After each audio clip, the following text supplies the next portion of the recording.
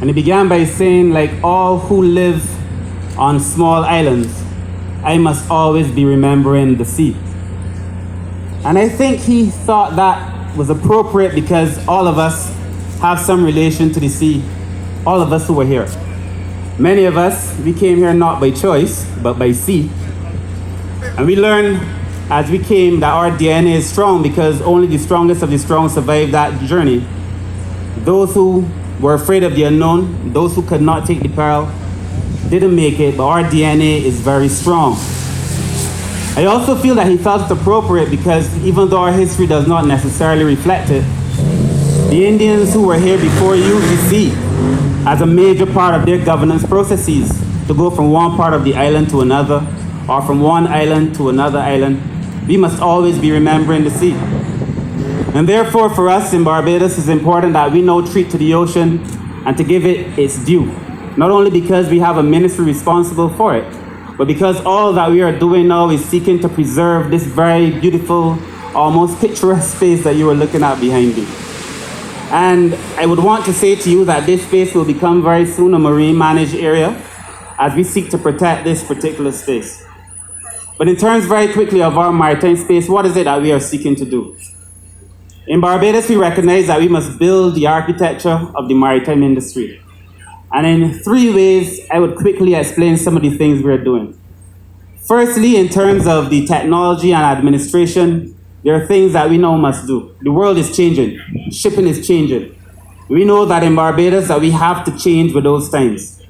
Therefore, we're making adjustments to the things we do as well.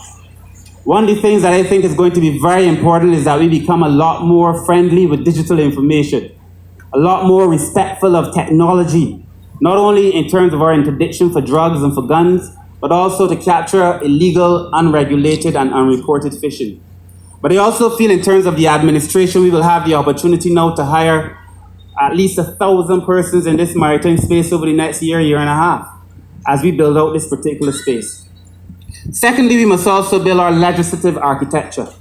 And the Prime Minister is here, members of the Cabinet, and they will tell you that from time to time, fairly frequently, we are bringing legislation now to update our maritime space. One of the things that has hurt us as a country is that we did not develop in respect of the way the island emerged, and in relation to our history, we did not develop the legislation related to our maritime space.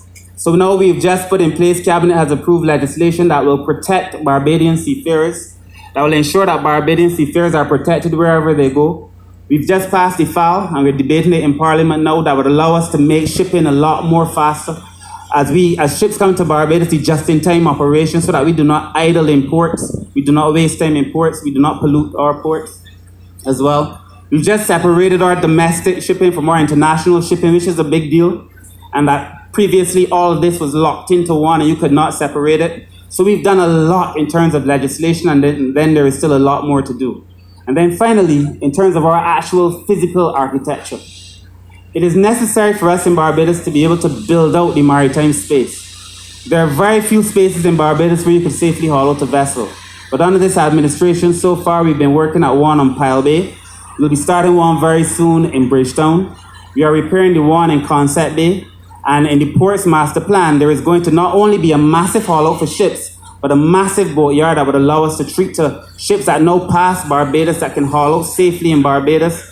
They can be cleaned in Barbados, they can be repaired in Barbados, so that we can start thinking seriously about shipbuilding in this country. It is about paying homage to our history in a way that is reflected in everything that we do. And so therefore, if you do not find what I just said to be enthralling and exciting, I trust that as the flotilla passes by, you will find that particularly enthralling and exciting. It is going to be enthralling when you see the beauty and the variety of the ships and the boats that will pass us.